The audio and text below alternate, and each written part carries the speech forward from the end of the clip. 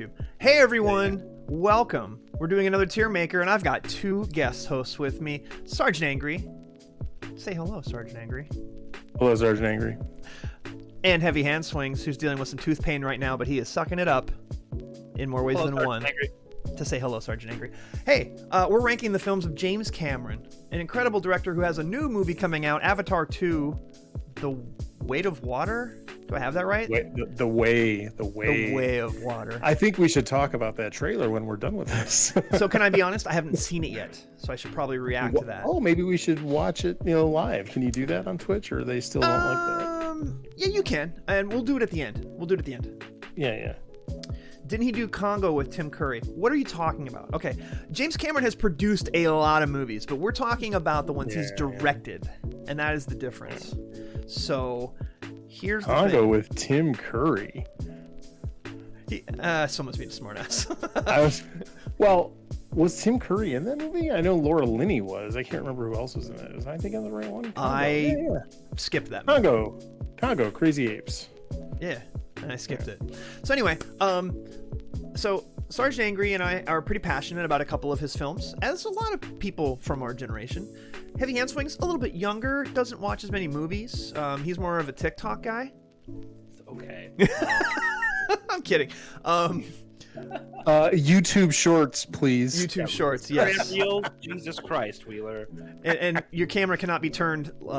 You can't turn it to the side. You have to shoot it, the way every young person shoots now. It's up and down. So this list is not very long, but I think we'll have a good discussion about the films that are on it. Starting with Piranha 2. And I'll be honest, I haven't seen it. No clue. I saw Piranha 2 way back, probably on TV or whatever the cable service was at the time. Sure. So, I mean, it's exactly what you would expect from it. It's probably a D or an F tier movie. So more like Piranha Poo, yes. Oh, good. That's a heavy, good one. I had to do the limp thing before Limp could do the limp thing. Because everything is about butts with someone in our chat. So I want to say about Piranha 2, do we view it in the context of all of his films, or do we view it in the context of a very first film, Roger Corman production, so of course there's no money? Do you want to say in terms of the Roger Corman spectrum, does it deserve better than a D? The tier? Oh God. Because that's how I try to look at these, like in terms of, there's no budget. I don't care. I don't care if there's a budget or not. Was it entertaining? Yeah. I can't even remember if there was nudity in that, which probably would have bumped it up. But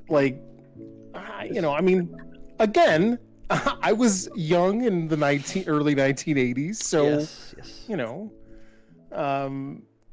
That would have been something I was looking for. Why don't we just put it in haven't seen it? Because I haven't seen that movie in 40 years because I'm old. I think that's fair. Because that's the question I was really trying to get to was, you can have no budget, but you can still edit a movie well, and you can still get around the budget somehow. And so if he did a good job at getting around the budget, maybe it's a high D, low C. But you can still be reasonably entertained. Yes, is it entertaining is the real question, and I haven't seen it. So it's his first, right? It is his first. It is Roger Corman. And he hadn't done anything else prior, like no production or anything prior to that? It was his... He may have worked on a film or two, but as like a production assistant or something, but he was not. Yeah, he did. He was wasn't he a production assistant or like a model maker or something for a while? Something like that. Yeah. So I just didn't know.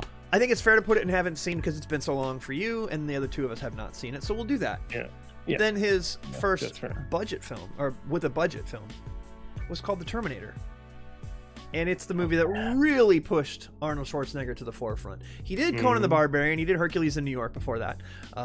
Check that out. In fact, I should make that my next bad movie watch party, is Hercules in New York next year. But Conan the Barbarian was a nice little start for him. This movie pushed him up to the top. This made him a AAA star. And I got to tell you, it still holds up pretty well. It's very 80s. But it still holds up really well. It's kind of terrifying. The effects are not bad for their time, and way ahead of their time at the time. Aged poorly now, but you just can't compare it to CGI in 2022. There was no CGI really in this. It's makeup effects and pretty good makeup effects. And Stan Winston stuff. Stan Winston, a big part of this too. Yes, absolutely. So, if anyone here has any thoughts that they want to throw in on this, you can. I will say it's super influential. For me, it's A tier. Agreed. Yeah, I can't argue with that. Like it is pretty much the definition of A tier, and the fact that it was his second film ever, and it was this blockbuster that didn't have a huge budget, and it was a word of mouth movie that everybody was talking about at that time. I was still too young to go see it in a theater. Hey, and can we have a word about Linda Hamilton, please? Oh, Let's. Yeah, no doubt. Like,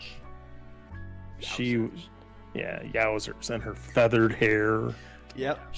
So beautiful. She nailed it. Terminator ruled when I was a kid. You talk about casting and Michael Biehn as well. Perfect casting. Like nailed the casting 100% in the film. So, I don't think you can argue that it's an S, but you can't put it any lower than an A because of how iconic it is. I'll be back. That phrase is still a catchphrase in our lexicon today. Still quoted. Yeah. It still is. It's So, amazing. A is the perfect place to put it. Yeah. Then a couple years later, in 1986, Are we going to go through them in this order? I was going to go chronological, if that's okay. Okay, yeah, let's do it. I mean, feel free to jump on anything that if I'm going too fast. You talk about Terminator. If you have other thoughts, just spit them out and interrupt me. Because I'm going to talk about Aliens, and this is the one we're probably going to spend the most time on. It's the film on this list that I've easily seen the most, and I guarantee you Sergeant Angry's seen it probably twice as many times as I have. And you have worked on video games in the franchise, and I have sold a couple of video games in the franchise. So, yes. I mean, I don't know if we need to spend much time on this. There's no doubt. It's S tier. What movie is it? I don't even know by the cover. Aliens. Oh, S tier. I mean, S tier. Yeah. There's no debate that this is S, like S plus. Like it is an island. It is a desert island film. Top 5, top 10 type desert island film. Quotable from start to finish. Yeah. And again, flawless casting from top to bottom. I mean, I sat down the other night and we watched it, and we paused it every few minutes and like talked about the scene for 5 minutes and talked about the behind the scenes stuff. I just paid for a backer for the Aliens Expanded thing to get the Aliens Expanded documentary they're doing. It is S tier beyond. Kickstarter. Yeah. I mean, even down to, oh my gosh, even down to the tagline and the marketing, the very first teaser poster, that black poster with the logo. Yep. There are some places in the universe you don't go alone. This time it's war.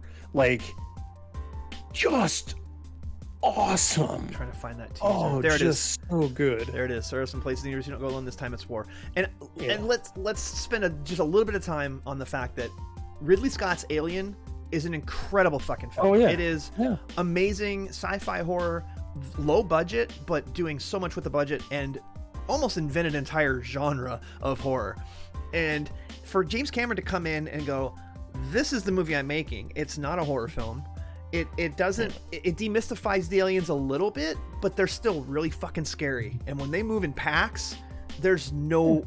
You think these Marines are going to be prepared for it, and they're not. They're totally not. And watching the way everything breaks down in that film is such a rush. And by the way, I mentioned this. Our friend Miles, he's in chat. I think I don't want to dox him, but he came over and stayed with me one time, and I was like, "Wait, you've never seen the director's cut of Aliens?" And he's like, "I don't think I have."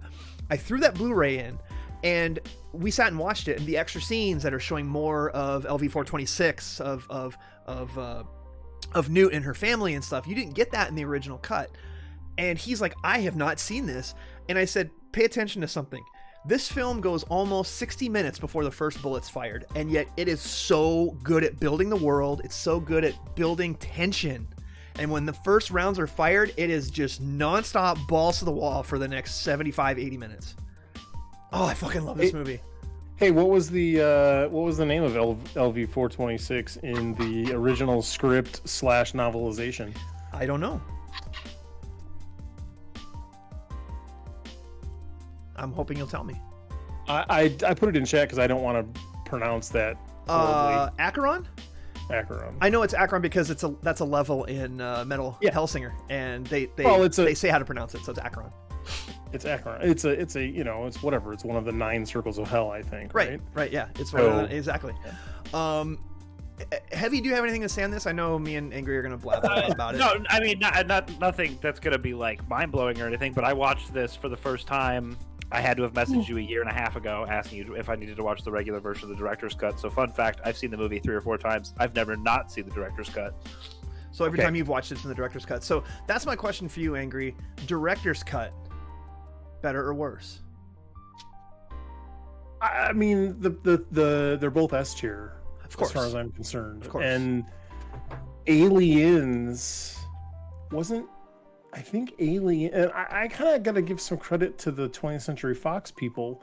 There was probably some people at 20th Century Fox that actually cared about movies back then, because Alien and Aliens, as far as I can remember, were some of the first films that I saw that had director's cuts.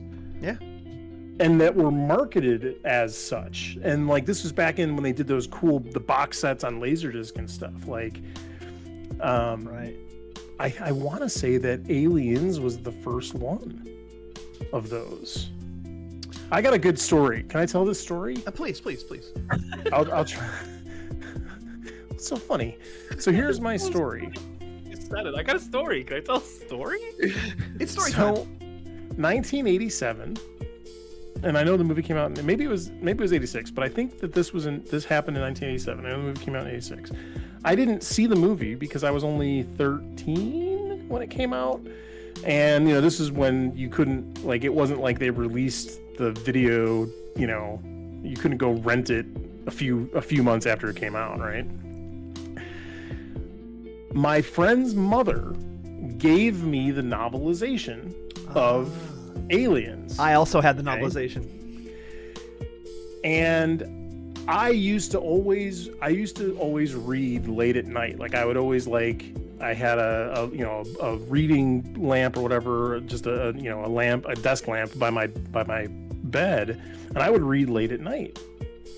And this was in the wintertime in Chicago, so it was super super cold outside, and you always get a little bit chilly in the house. So I'm reading the book, and I'm getting to the part in the book during the med scene fight with the aliens, and I realized after a while that I was so tense that I had literally curled the paperback into 2 tubes.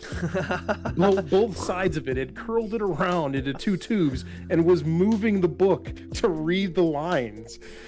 And I was like, oh my gosh, I need to relax. So I put the book down and went to the refrigerator to get something to drink. And it's 3 a.m. or whatever, pitch dark, ice cold in my, in the house. And I go to, so it's wintertime, so it's around Christmas. So I go to shut the refrigerator door, and my hand hit something that I was not expecting in the least. And I nearly woke up the entire house and freaked out. And you want to know what it was? It was one of those fuzzy Santas that you clipped onto stuff, and it was clipped onto the handle of the refrigerator. Oh, the ones with the hands and the feet that snap together? Yeah. Scared the living daylights out of me. So there you go. That's my Aliens story, and that was how I experienced Aliens the first time, was the book. So I didn't read it until after, but I read quite a few novelizations of movies because you couldn't just watch movies over and over again. Yeah. But when you had a cheap paperback of Indiana Jones and the Temple of Doom, I had that one and I read that a few times, that kind of stuff. I had not seen this until Star Wars novelizations. Of course, all the Star Wars novelizations, or all the trading cards that I would just scroll through like I'm watching the movie. Aliens director's cut, I believe it adds 20 minutes or so to it, but the Ridley Scott's director's cut, the last one of Alien, doesn't it take a minute off? maybe the late. The last one he did. I know think that it's a the little shorter. Laserdisc. I know the Laserdisc one had, a bunch of those sequences and those scenes that were. You could tell why they were cut, but it was interesting, like a little bit of interesting flavor for the alien and stuff like that. Well, I'll just say I prefer the director's cut, but I don't mind the standard, and that's the one I've seen the most. And if it's on cable, I'll watch it. It's all good. But I do like the backstory, and for me, more aliens is not a bad thing. Yeah, I will say the thing that is most interesting to me about, like, the other night we were watching it on Stars, so it was the Blu-ray cut, and I'll tell you why I know that later, but it was the Blu-ray release. But the only time that I really missed the director's cut was the remote guns. Like, I was like, yeah. That was what I missed. Sentry guns the that most. are guarding the hallways. Yep. Yeah, and the way seeing them burning through ammo, it just adds more tension. Yeah. Okay, so we all agree, aliens in any way, shape, or form is an S tier. And again, Get Away From Her, You Bitch is as iconic, almost not as iconic as I'll Be Back, but it's pretty high up there. Well, Game Over, man. Game Over, man. Game Over. Game Over, man is probably even more so. It's been on an audio drop on my channel for years. And yes, it also inspired a legion of knockoffs, video games, etc. Halo. Holy shit, Halo is basically just aliens without the aliens. Right down to the ammo counter on the rifles. Okay, this next one's a little interesting, and it's called The Abyss. Part of the problem with this movie is it's not on Blu-ray. The last version they did was like a 2-disc DVD, which I've got somewhere with like this foil wrap. And in the silver plastic case, from Fox again. I have that DVD. There's no Blu-ray of this. There also is no Blu-ray of True Lies, which we'll get to in a minute. Yeah, they've been promising. He's been promising 4K. the 4K of The Abyss now. I think in 2019 it was like it's almost done. So well, he's also been promising, and Disney's been promising, because now Disney owns 20th Century Fox. They've been promising a 4K of Aliens is coming very soon, and I'm like, when? Give me, please, because the job they did on Alien, and I know that was probably more Fox than anything else, it's a really good transfer. So The Abyss doesn't even have a Blu-ray for us to talk about, so there's a lot of people who have never seen this movie. So is it the least seen of his major films? Probably. Maybe. Heavy, have you seen The Abyss? I have not. It's not easy to find, and it's not on cable hardly ever either. Yeah. Here's what I'll say. So, do you want me to? I can throw out. Why don't you throw out your tier? Because I've been tearing it up. No, I was letting you tear it up on. Well, and we all agreed on Alien right away on S tier. The Abyss is one of those movies that when I saw it when it first came out, the visuals were next level with the water creature and the way it moved was fantastic. And now you see that, and then you compare it to the liquid of the Terminator 2 of the T1000. Yeah. Anyway, you can see where the CGI had evolved a bit. But for The Abyss, I always thought the story was a little long. The director's cut doesn't help that at all.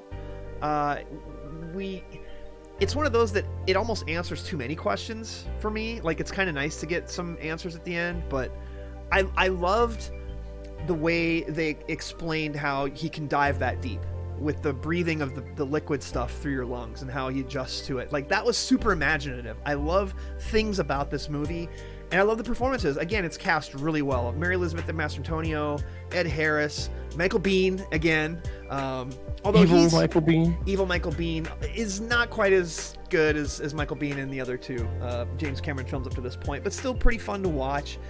There's so much I like about this movie, and yet, can I give it higher than a B? No, I can't. In fact, it might be like a low B, and it hurts me to say that because I really do like this movie.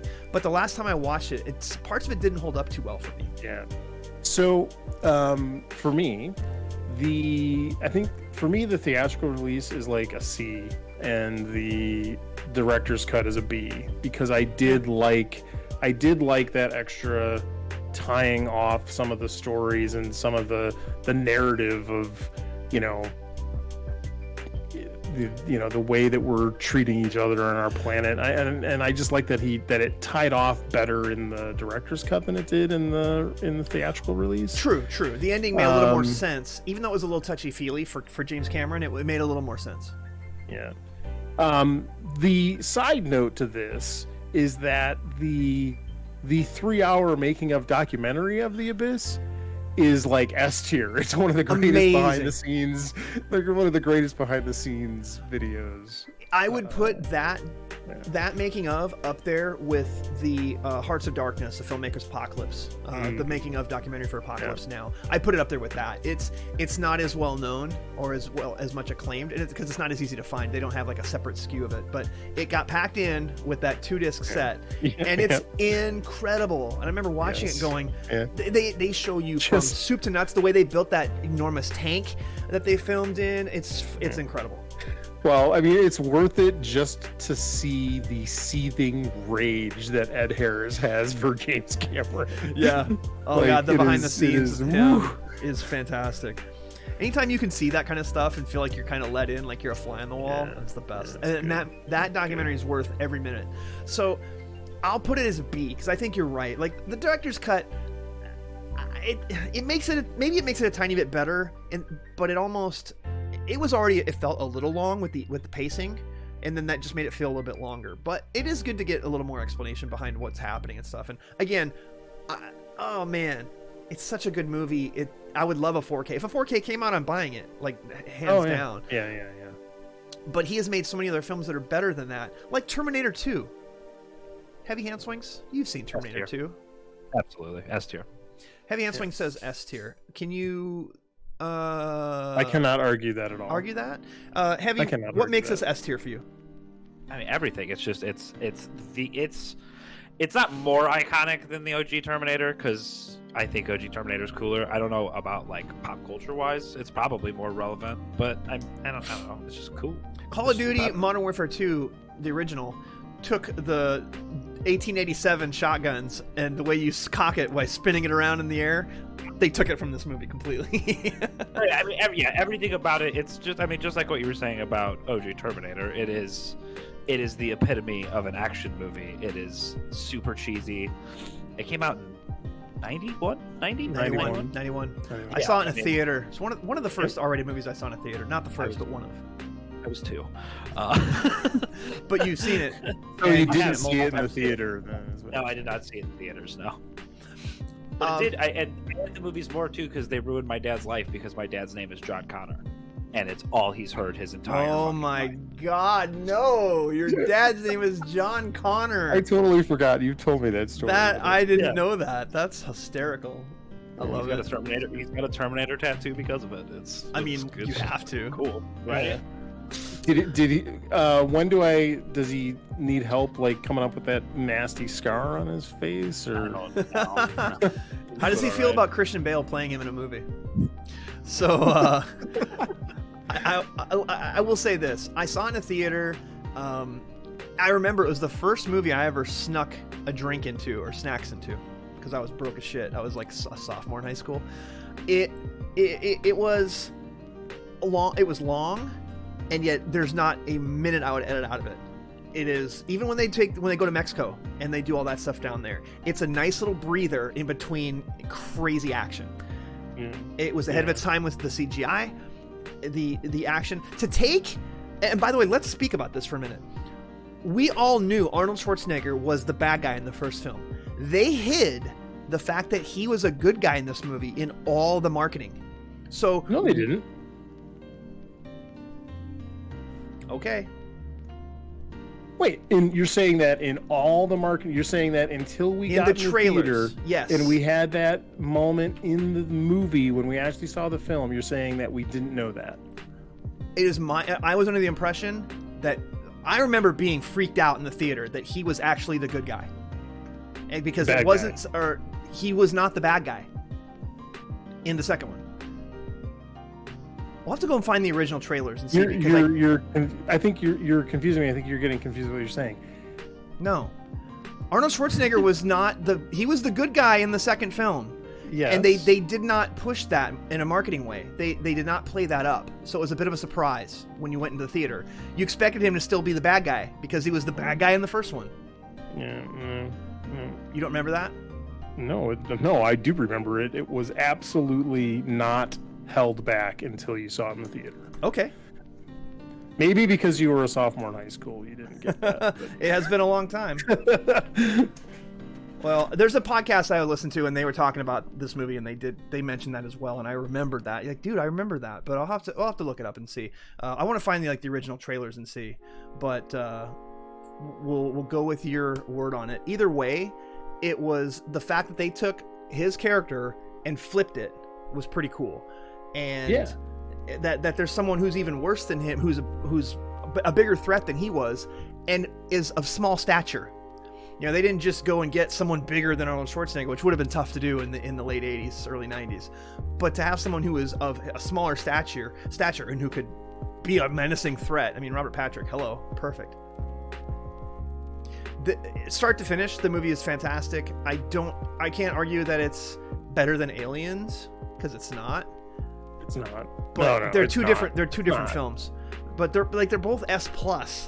But it's like 99 versus 98, 100 versus 99. And the thing is that Terminator 2 was also, it was hyper marketed, hyper hyped, Summer blockbuster, big. and time. it probably made 5 or 6 times what Aliens did. Like, it was just way bigger. So yeah. Okay. Correction. Yes, you are correct, Sergeant Angry. I just did a quick Google, and apparently it was not the surprise. They had originally intended it for it to be a surprise, but there was a scene that did give it away, so some people knew. So I guess I wasn't paying enough attention back then, because I was a sophomore in high school. How old were you? Were you in college when that came out? 91? Yeah.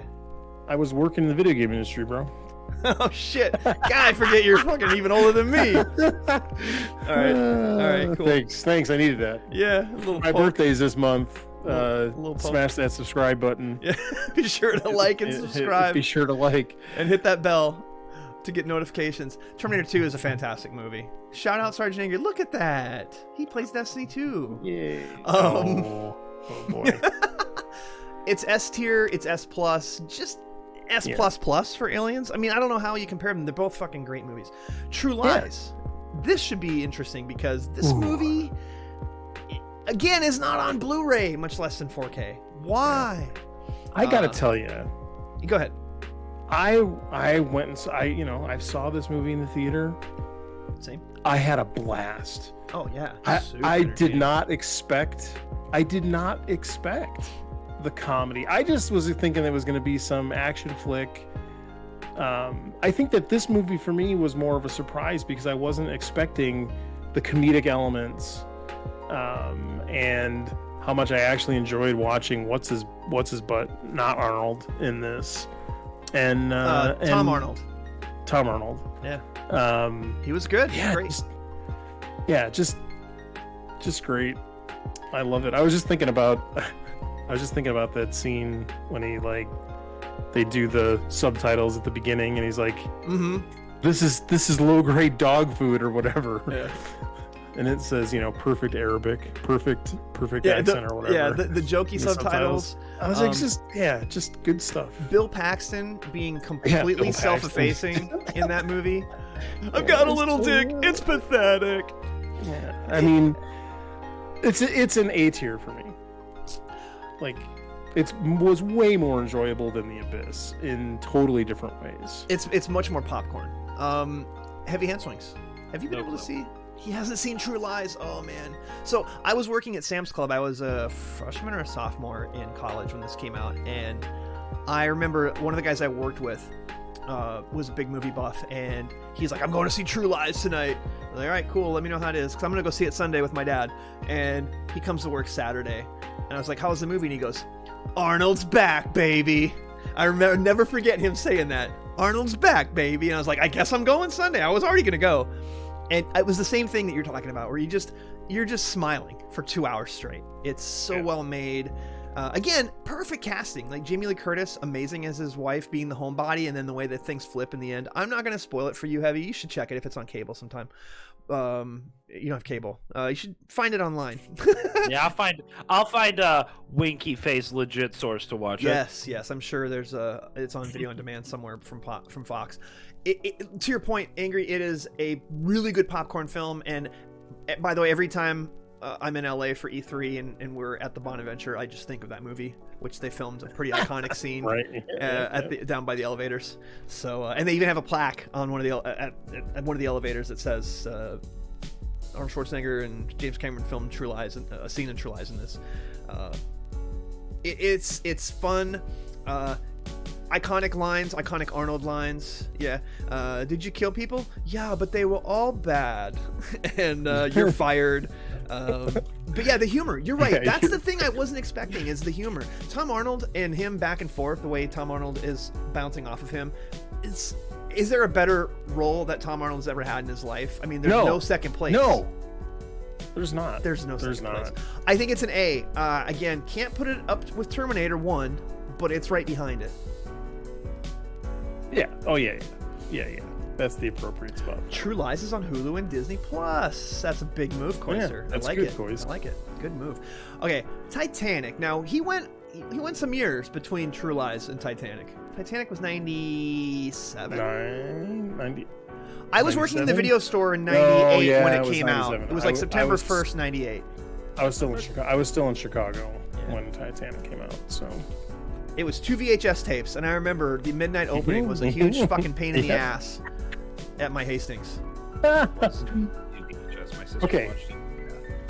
You watched it to death with your sister? I've seen it a few times. She watched it all the time because we were the perfect age for the being in love with Leonardo DiCaprio thing. Okay. I want to get Heavy's take on this first if we can. Yeah. Do it. Okay. It's an okay movie. I think it's violently too long. It's just okay. I don't have very many takes. Not a movie hot take. Yeah, but on a tier list, you say it's okay. Oh, I mean, it's definitely not better than Terminator. I wouldn't put it in the same, like C. I've never seen The Abyss, so I can't really base it against that. Yeah. It's nothing special. The Abyss has a tiny romance thing going on, but it's really a couple that's getting divorced and they work together, and by the end they're a little bit better off. But it's not like Titanic is way more into the romance thing, of course. Angry, what do you think? Where would you slot it first? Because Heavy's between a B and a C. Well, hang on. I'm just going to come right out and say it. And I know that it has got some memes and some laughable stuff in it, but I loved that movie. I mean, my initial take on it was going to be S tier, and the reason being it's difficult to put it S tier without Terminator 1 being S tier though, because I don't think that it's better than that. Heavy. It was kind of breathtaking to see that in a theater. I know that you were only 2.5 years old when you saw when it came out, Heavy, but I was like 11. I was good. Fuck off. Wait. How were you 11? No, I was like 8 or 9 when it came out. Jesus Christ. I would let's put it. I would put it A tier. That would be my take. Just out of curiosity, did you know what happened to that boat before you saw the movie? Spoiler alert. Yeah, I was on the Titanic, so I know what happened. My grandma had a ticket and she didn't go. Yeah, people used to say that all the time. My uncle had a ticket and didn't go. I feel like that's the only magical part of it in like seeing it. What about it was so breathtaking in theaters? Dude, seeing the scope of that effing ship was just unbelievable. Yeah, I mean, like looking at Cois, like, yeah, it's corny and it's cheesy. Yeah. There's plenty of tropes and whatever, but like I just I don't know. I just the way it was shot and the fact that they made that big boat come to life on the screen in front of you makes it an S tier, even though it's 3.5 hours. I already said A tier. It's 3 hours. Heavy. Yeah, But it was an interesting enough story that it kept me going. Also, it has Heavy's to get pushing him something for content. this, okay, I'm going to tell you what it is. You're going to listen to me and you're going to laugh. It gets a bonus for this. When the 2 VHS set came out, every single effing store that showed the movies on their TV screens in the store had a sign by the register that said, "Do not play the first videotape. Do not play part 1 because part 1 has boobies in it." And they didn't want boobies all over the TVs in their store. I didn't know how you were looping this back to the tits. I knew you were, but I didn't know how we were. Just got to get back on brand here. I'm just saying, like that cracked me up when that came out. I was like, "Oh, that's pretty amusing." Look, don't show tape 1 because there's gonna be, oh my gosh, the female form will be exposed on our TV screens all around the store. So I loved it. I have a quick thought about that. Anyone who was saying that Kate Hudson was overweight can just fuck Winslet. straight off. Winslet. Kate Hudson, yeah, Kate Winslet. They can fuck off. She was gorgeous. So beautiful. I've seen her in person at a thing in Hollywood one time, and I was like starstruck. She was so gorgeous. There's no way. Look, this movie made a AAA star out of Leonardo DiCaprio. It was a movie that took so long to make.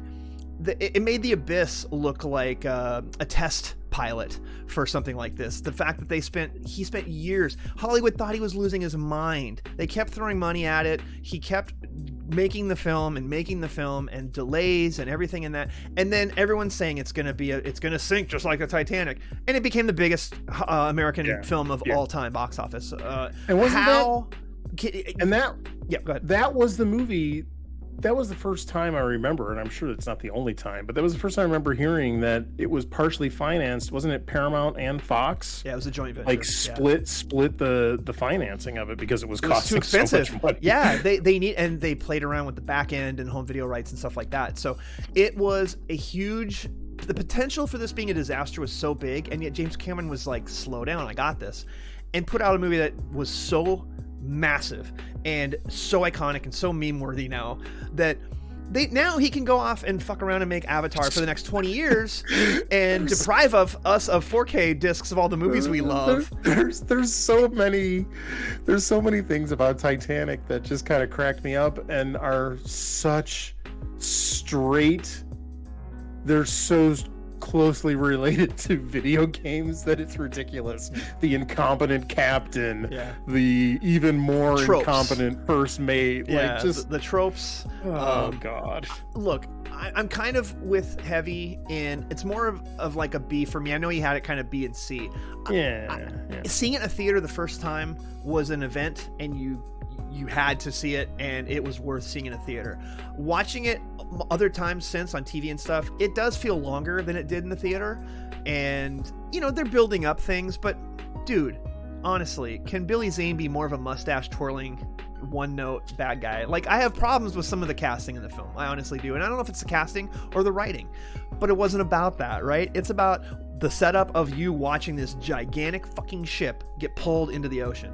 And they did a really good job of that. Although there's a lot that's been said about Kate Winslet's character, Rose, being a selfish bitch because she wouldn't move over and let him get up on that door.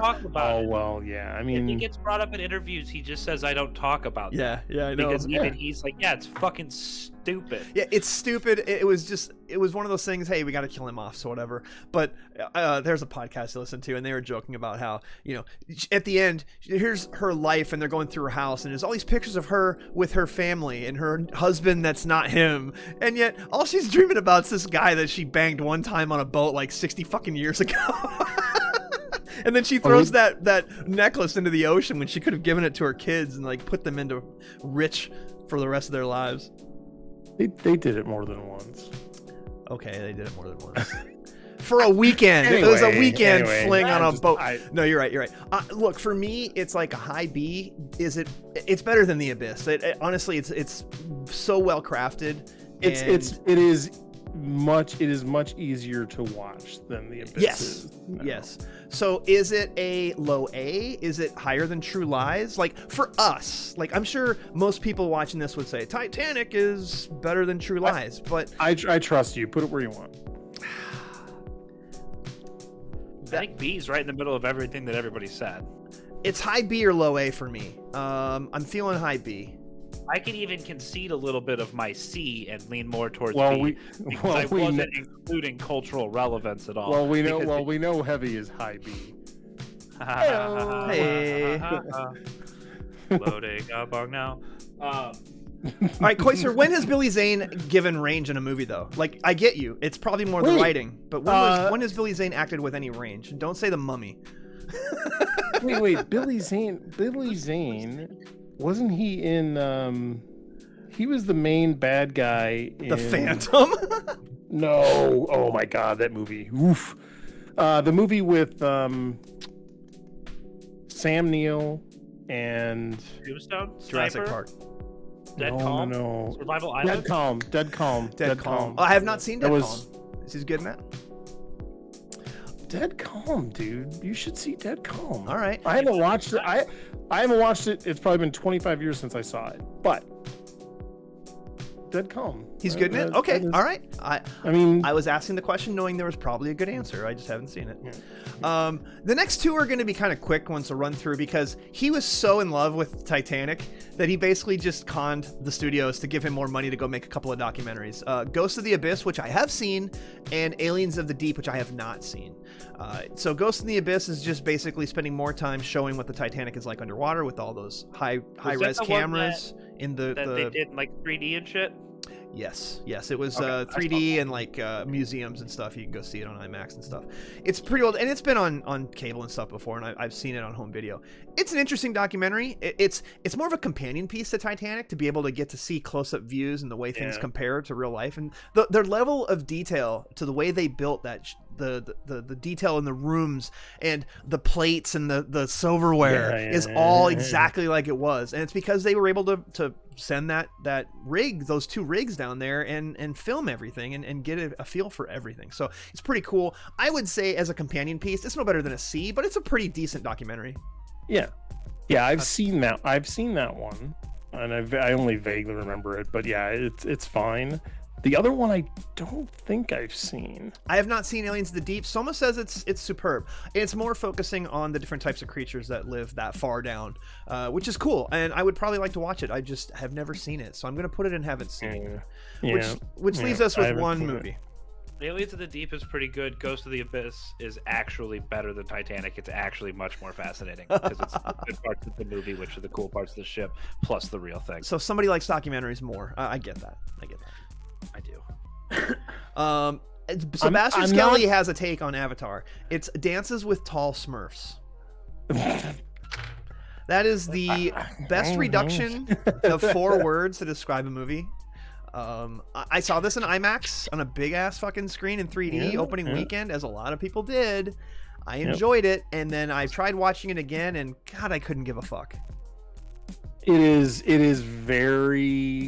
It's very difficult to watch outside of like the big set pieces. Yeah. And I've been able to rewatch it in Fern Gully in 3D, right? At home, because I had a 3D monitor. Yep. I actually told somebody the other day. I said, well, Fern Gully 2 or whatever's coming out. I can't remember exactly what I said, but I made that joke too. Fern Gully reference the other day. I'm just wondering, is he going to name the third film like The Last Airbender or something to really confuse people? Oh gosh. Anyway, sorry. So I agree. I saw it in the theater. I saw it on a big IMAX screen. Actually, the first time I didn't see it on IMAX screen. So here I'm going to be a bummer here. Wait, have you seen it like 12 times or something? So I saw it in the theater on opening night here in Austin, and It was at an Alamo Draft House, and it was on one of the Sony 4K projectors. So it was a beautiful. Nice. It was beautiful, right? And the 3D was great. The second time I saw it was on an IMAX screen with a bunch of my friends and family in Chicago, because on opening night of Avatar 1, I got a phone call at like 4 a.m. after coming home from that screening that my father had passed away. So that's tied to this a little bit. So I have some bad memories around Avatar. Now, all of those things being said, it is thoroughly unwatchable. And even on the first time I saw it, there's a moment, and this is, sorry, it's been 13 years, whatever, spoiler alert. Go ahead and spoil it. I think everyone's seen it. There's a moment towards the end of the film after, Jake Sully is running around as a giant blue Smurf, and he's trying to unite the clans, and they're doing this montage of all of the stuff happening, and he has this speech, and he's like, and your children's children, and I'm just like, yes, the story is so basic. It is so basic. Basic can be okay, but yeah, 2 hours and 40 plus minutes of basic is and I mean, it's got a lot of, like, the bad Marine guy was good, like that guy was great in that role, and for 2/3 of the movie it didn't bother me, but the end is like, oh god, he's worse than Billy Zane's mustache twirling bad guy. He's like a boss in a video game. Yeah, I mean, but like a lot of that stuff, there's a lot of that stuff that's just, I could watch that shuttle, like, crushing those guys between the 4x4 pallets of explosives and then flipping over and crashing in the ground. I could watch that like 1,000 times and not get sick of it. Yeah, there's some set pieces that are good in it, and there was a meme there for a while going around on social media of like, try and quote one line from the movie that doesn't say unobtainium. No one can do it because there's nothing memorable about it, and I think that's the biggest thing about James Cameron movies. The Abyss maybe not so much, but there's so many memorable lines and memorable characters, and this was just so flat in a lot of those ways. Visually, it made up for it, and clearly that's what people wanted at that time, and we'll see if that's what they want with the sequel. I mean, he's been working on that long enough, God knows.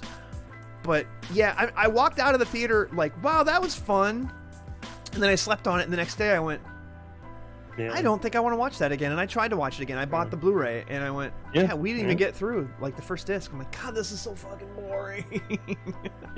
Giovanni Ribisi is not. He's so good at casting in so many of his movies, and this one, there's just a lot of questionable casting for me too.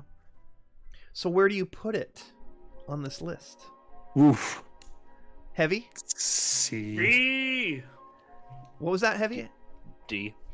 D as in Delta. Awful. It was awful movie. I said C, but I'm not going to argue against D either. Like, it's the only thing for me that's redeeming in that movie is just some of the visual effects and the set pieces. Like, I loved all of the helicraft that they had in that, and the giant yeah, I mean, all that stuff was production design is fantastic. Just great. But yeah. Here's the thing: if I would have cared a little bit about the story, I think it would have pulled me through more. But seeing it in 3D IMAX on a big fucking screen and being surrounded by it was a spectacle, and that was an experience. And that might be enough for the second film to have a huge box office. And we'll watch the trailer here on stream after this is over. But I gotta tell you, it's either low C or D. And I can't put it any higher. I have no desire to watch that film again. Everything else on the list above it, I would watch right now. Even Titanic. Yeah. I agree. So we'll throw it as a D, high D. And look, it's one of the biggest box office films of all time. And for some good reason. But boy, It's a bit of a chore to watch it. Marketing and visuals and hey, again, James Cameron ran off for 5 years and ended up making a movie that turned out pretty good by most people's standards. What is the Rotten Tomatoes on this? Let's get it. Let's make a bet, or not a bet, but let's predict. Avatar? Yeah. Ooh.